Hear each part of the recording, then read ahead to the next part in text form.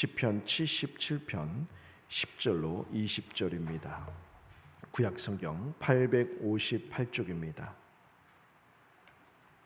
시편 77편 10절로 20절까지 우리 한 절씩 교독하도록 하겠습니다. 시편 77편 10절로 20절입니다.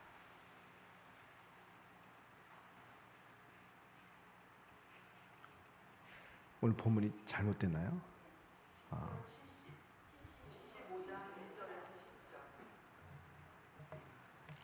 시편 70 오늘이 시편 75편 1절에서 10절이네요. 오늘 77편 10절에서 20절까지 살펴보고 내일 이 본문을 살펴보겠습니다. 오늘 시편 77편 10절에서 20절까지 본문을 함께 읽도록 하겠습니다. 구약성경 858쪽 77편 10절에서 20절까지 한 절씩 교독하겠습니다. 또 내가 말하기를 이는 나의 잘못이라 지존자의 오른손에 해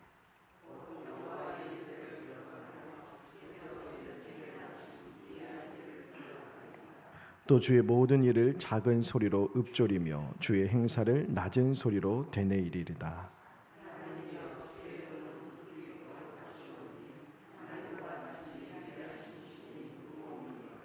주는 기이한 일을 행하신 하나님이시라.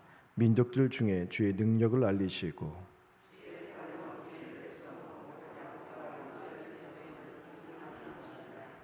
하나님이여 물들이 주를 보았나이다. 물들이 주를 보고 두려워하며 기품도 진동하였고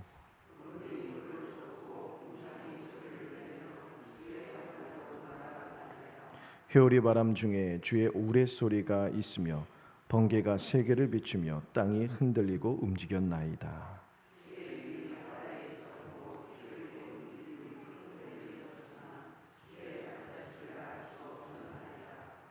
같이 읽겠습니다. 주의 백성을 양떼같이 모세와 아론의 손으로 인도하셨나이다. 아멘. 우리가 이 땅을 살아가다 보면 항상 하나님의 임재와 동행을 경험하며 사는 것은 아닙니다. 이 말이 좀 오해가 있을 수 있는데 하나님이 늘 우리와 동행하시지 않는다는 게 아니에요. 하나님이 늘 우리에게 임재하시지 않는다는 게 아닙니다. 늘 우리와 동행하시고 우리의 삶 가운데 임재하시는데 우리가 그 하나님의 임재를 느끼지 못할 때가 많다라는 것이죠. 하나님은 늘 우리 삶 가운데 우리와 함께 하시는데 그 하나님의 우리와 동행하심을 우리가 느끼지 못할 때가 많다라는 것입니다. 우리가 살아가는 삶이 너무 각박하고 또한 하나님에 대한 우리의 신앙의 고백이 있는데 우리가 살아가는 현실은 그것과 다르게 펼쳐질 때 하나님이 나에게서 참 멀리 계신 것만 같다. 하나님 나를 버리신 것은 아니신가. 이런 영적 위기가 찾아올 때가 있고요. 그 위기가 길어지고 또 지속이 되면 영적인 침체에 빠지게 됩니다. 오늘 시편 77편은요 아삽이라는 사람이 이 시를 지었는데 아삽도 그런 상황 가운데 빠져 있죠. 우리 10절부터 읽었는데 그 앞에 7절을 한번 보세요. 시편 77편 7절부터 9절을 보시면 주께서 영원히 버리실까 다시는 은혜를 베풀지 아니하실까 그의 인자하심은 영원히 끝났는가 그의 약속하심도 영구히 패하였는가 하나님이 그가 베푸신 은혜를 잊으셨는가 노하심으로 그가 베푸실 긍휼을 그치셨는가. 이렇게 탄식을 할 만큼 내 삶 가운데 하나님이 어떤 은혜도 베풀지 아니하시고 그 어떤 긍휼도 맛볼 수 없고 참 하나님의 선하심을 내가 느낄 수 없는 그런 환경 가운데 지금 빠져 있다는 것이죠. 그런데 오늘 10절에서 20절에 보면 그런 영적 깊은 침체에서 이 시편 기자가 벗어나는 것을 보게 됩니다. 어떻게 그런 상황이 해결이 되는가? 먼저 10절을 보시면 내가 말하기를 이는 나의 잘못이라. 내가 잘못했구나 이 뜻이라기보다는 이 잘못이란 이 히브리어 단어는요 고통이란 뜻을 담고 있고 슬픔이란 뜻을 담고 있습니다. 즉 지금 나의 상황, 지금 내 내면은 너무 고통스럽고 슬프다는 것이죠. 내 영혼이 병들었고 내 삶에 여러 가지 어려움이 있고 내 심령이 여러 가지 아픈 것으로만 내 심령이 아파서 지금 너무 슬프고 괴롭다는 것이요. 그런데 10절도 계속 보시면 지존자의 오른손의 해, 여기 지존자의 오른손의 해는 하나님의 오른손은 능력을 가리키죠. 하나님의 능력으로 역사하시던 해, 즉 과거의 때를 가리키는 것입니다. 11절로 이어지죠. 여호와의 일들, 과거에 하나님께서 능력으로 행하셨던 그 과거의 시간들, 그때를 기억하며 주께서 옛적에 행하신 기이한 일들을 기억하리이다.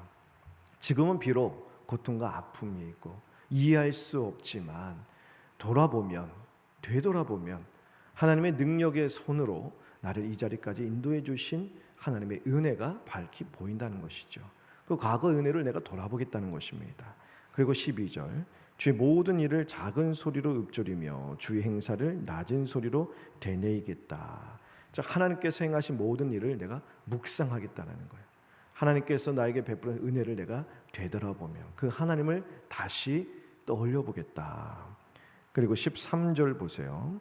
하나님이여 주의 도, 여기서 주의 도, 성경에서 특히 구약에서 도는 율법을 가리킵니다. 주의 말씀을 가리키는데 여기서 주의 도는 앞에 나왔던 일이죠.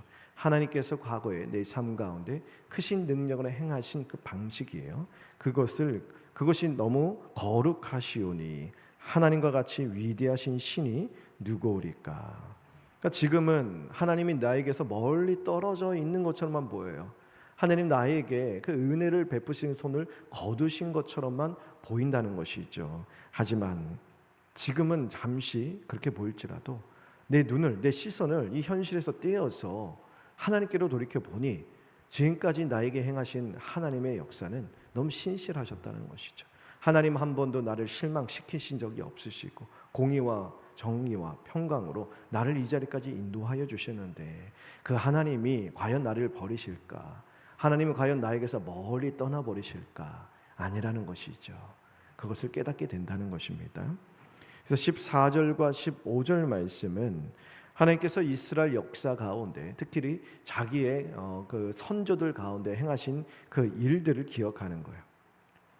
특별히 이따 뒤에 나오겠지만 하나님께서 이스라엘 백성들에게 행하신 그런 일들을 돌아볼 때 특별히 가장 먼저 기억해내는 것이 출애굽의 역사죠. 하나님께서 공의로운 전능하신 표심팔로 이스라엘을 바로의 권세를 꺾고 애굽에서 건져내신 그 놀라운 역사를 늘 기억을 합니다.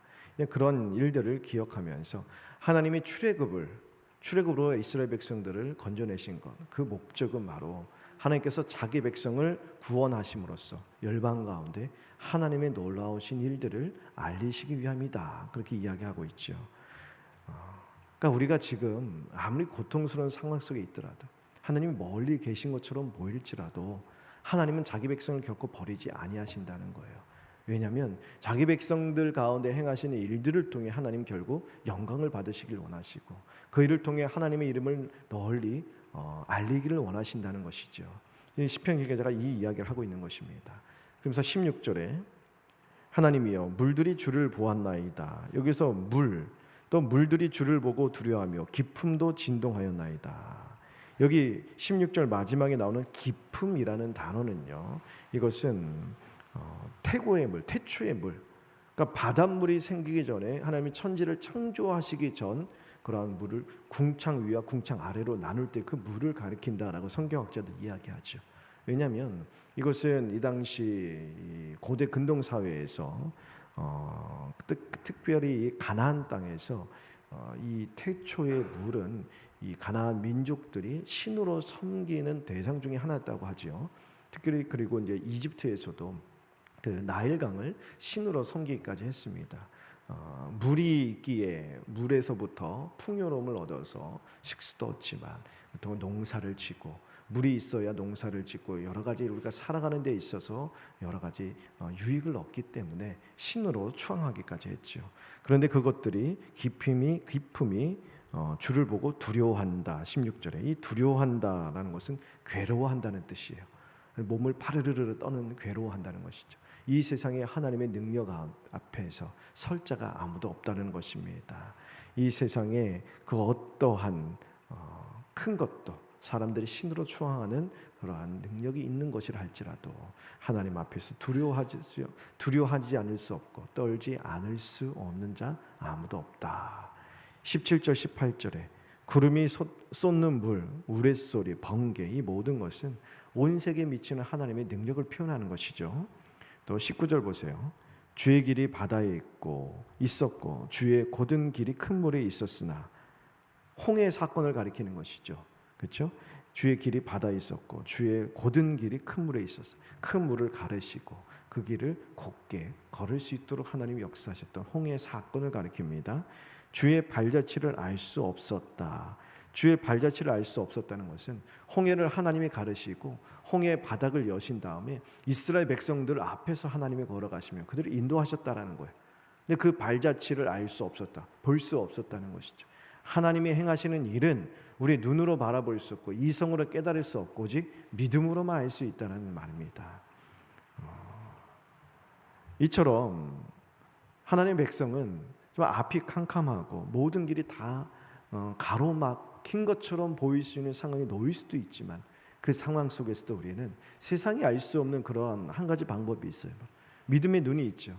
세상 사람들은 육신의 눈으로만 바라봅니다. 하지만 성도는 믿음의 눈이 있다는 거예요. 그 믿음의 눈을 떠서 바라보면 지금까지 하나님의 행하신 모든 역사를 바라보게 된다는 거예요.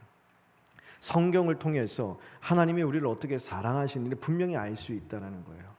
예수 그리스도를 우리에게 내어주시기까지 우리를 사랑하신 그 놀라운 사랑이 지금도 우리의 삶 가운데 쏟아 부어지고 있다는, 그 사랑의 손길에서 그 어떤 것도 우리를 끊어낼 수 없다는 사실을 확신할 수 있다는 거예요. 성경을 통해서 새겨주신 하나님의 전능하신 역사가 오늘도 내 삶 가운데 나를 붙들고 있다는 사실을 확신할 수 있다는 거예요. 성경에 왜 하나님이 수많은 그런 기적과 이적들을 기록해 놓으셨습니까? 구약시대에 하나님의 백성들을 하나님께서 얼마나 권능의 손길로 붙드시고 보호하시고 인도하시는 그 사건을 왜 기록해 놓으셨다는 거예요.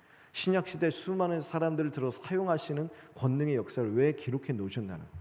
그 동일하신 하나님이 우리의 하나님이고 그 동일하신 역사를 지금 우리 삶 가운데 함께 하신다는 거예요. 야, 이 사람들이 잘 믿었으니 이런 복을 받았어. 이것이 아니에요. 그들은 우리의 똑같은 성정을 가지고요, 우리의 똑같이 넘어지고 괴로워하고 아팠다라는 거예요.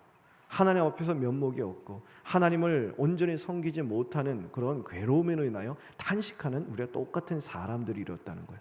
근데 하나님이 그들을 사랑하셨기에, 하나님이 그들의 하나님이 되기로 결단하셨기에, 우리를 사랑하셔서 예수 그리스도를 내어주시고 우리를 구원하신 그 하나님이 그들 똑같은 전능의 역사로 우리 삶을 책임지고 계신다.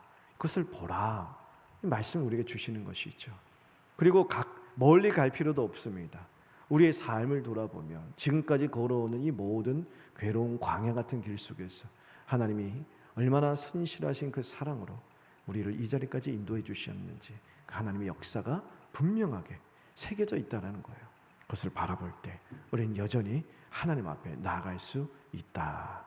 그래서 마지막 20절에 하나님의 구원과 그 은혜를 인정하고 찬송하는 것이죠.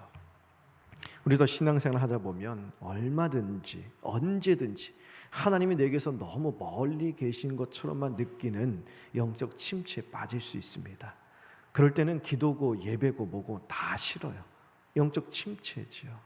그런데 오늘 말씀은 그런 상황 속에서도 우리가 할 일은 여전히 하나님을 찾는 일이라는 것입니다. 하나님을 찾기 싫은데 어떻게 찾아요? 그래서 우리에게 말씀을 주시는 거예요. 그래서 우리는 부단히 말씀을 붙들어야 돼요. 성경을 펼쳐야 됩니다. 의지적으로 억지로라도 하나님 말씀을 펼치고 하나님 말씀 앞에 무릎 꿇고 말씀 듣는 자리로 나와서 엎드려야 됩니다. 하나님 말씀을 듣고 읽고 묵상해야 돼요. 주의 말씀을 붙들고 씨름하는 수고는 반드시 열매를 맺는다는 거예요. 왜냐하면 오늘 이 아삽, 이 시편 기자가 보았던 것처럼 하나님 이 말씀을 통해서 우리는 돌아보게 되는 거예요. 역사를 보게 됩니다. 하나님이 우리 인간의 역사 가운데 아까 말씀드린 것처럼 구약과 신약 백성들의 삶 가운데 얼마나 신실하게 역사하셨는가. 한 번도 그를 떠나지 아니하시고 버리지 아니하신 하나님이 이러한 하나님이라는 사실을 이 말씀을 통해 우리가 보여주시는 거예요. 근데 그 하나님이 구약 백성들과는 비교할 수 없는 은혜를 받은 우리들, 구약 백성들과 비교할 수 없죠. 구약 백성들은요, 그들이 떠올릴 수 있는 최고의 은혜는 출애굽의 은혜였어요. 근데 우리는요, 그들이 바라보지 못했던 예수 그리스도의 십자가와 부활의 놀라운 은혜를 직접 맛본 자들이에요. 그 그리스도의 십자가 그 능력이 우리의 심령 가운데 아주 분명하게 새겨져 있다는 것입니다. 그 은혜를 보라는 거예요. 그것이 신약의 말씀이에요. 구약에서 전능하게 역사하신 그 하나님, 예수 그리스도를 약속대로 내어주시고 구원하신 그 하나님, 신약에 이 놀라운 일들이 다 이 성경에 기록되어 있으니 이 성경을 파고 들어가라는 거예요. 이 말씀을 통하여 그 신실하신 하나님이 우리와 함께 하신다. 비록 현실을 볼 때는 하나님이 멀리 계신 것처럼 보일지라도 아니라는 거예요. 그 하나님이 내 안에 살아계시고 오늘 이 아프고 어려운 현실 가운데 살아계시고 그 하나님이 성경에서 역사하셨듯 지금도 우리 삶 가운데 역사하고 계신다. 그것을 바라볼 때 우리는 하나님 안에 위로와 평강을 누리며 더욱더 견고한 믿음의 터전 위에 설 수 있다. 그렇게 말씀이 우리에게 가르쳐주고 있는 것입니다. 오늘 우리 힘들고 어려운 일들이 우리 앞을 가로막을 수 있습니다. 현실을 바라보면 괴로울 수밖에 없어요. 하지만 우리는 현실을 바라보고 사는 존재가 아닙니다. 이 땅을 살 때 하늘을 바라보며 살아가는 존재죠. 어떤 분들이 그러더라고요. 해바라기가 해를 바라보는, 그렇죠, 우리는 주바라기라고, 주님을 바라보는 존재라고. 맞습니다. 주님을 바라보지 않으면 우리는 감당할 수가 없어요. 어려운 현실을. 물론 때로는 감당할 수 있어요. 우리 믿음이 사람마다 믿음의 정도가 다르기에 좀 믿음이 강하신 분들은 한두 번, 두세 번, 세네 번 견뎌낼 수 있습니다. 하지만 여러 가지 어려운 현실이 계속 닥쳐오면 우리 힘으로, 우리 능으로 이 모든 어려운 현실들을 감당하며 끝까지 걸어나갈 수 없습니다. 우리를 버티게 하고 이 길을 걸어가며 하나님 부르실 때까지 천국 본영을 향하여서 힘있게 걸어가게 하는 것은 바로 주의 은혜예요. 그래서 성경에서는 이야기하죠. 우리 믿음의 주요, 우리를 온전케 하시는 예수를 바라보라고요. 우리 믿음의 주, 믿음의 주라는 것은 믿음의 시작이라는 거예요. 우리 믿음의 시초, 우리의 믿음을 주시고 우리 믿음을 생활을 시작하게 우리를 구원하신 예수 그리스도, 그분은 이 믿음의 걸음을 걸어가는 길에 있어서도 우리와 동행하시고 이 길을 끝까지 걷게 하시는 우리 능력이 되신다. 그 주님을 바라보며 오늘도 우리에게 주신 일상의 삶을 믿음으로 잘 감내하게 되길 바랍니다. 그럴 때 우리 안에 이런 역사가 일어날 거예요. 하박국 선지자 같은 고백이 주님께서 우리 안에 거하심으로 말미암아 우리도 모르게 그 고백을 할 수 있도록 우리 마음을 붙들어 주실 것입니다. 비록 무화과 나무가 무성하지 못하고 포도나무에 열매가 없고 감람나무에 소출이 없고 밭에 먹을 것이 없고 우리의 양이 없고 외양간에 소가 없을지라도 사방을 둘러보아도 먹을 것이 없고 지탱할 것이 없고 내 삶을 붙들어주고 치워줄 것이 아무것도 없어 보여요. 그럴지라도 우리는 누가 계시다고요? 하늘 위에 계신 전능하신 하나님, 외양간에 소도 지으시고 우리의 양도 만드시고 포도나무에 소출도 있게 하시는 그 하나님이 나와 함께 하시기에 하나님이 계시면 되는 거예요. 하나님은 언제든지 생기를 불어넣으셔서 포도나무에 열매가 맺게 하시고 무화과나무에 무성하게 하시고 외양간에 소가 있게 하시고 우리의 양이 있게 하시는 살아계신 하나님이십니다. 오늘도 그 하나님을 의지하며 살아가는 저희 모두가 되었으면 좋겠습니다.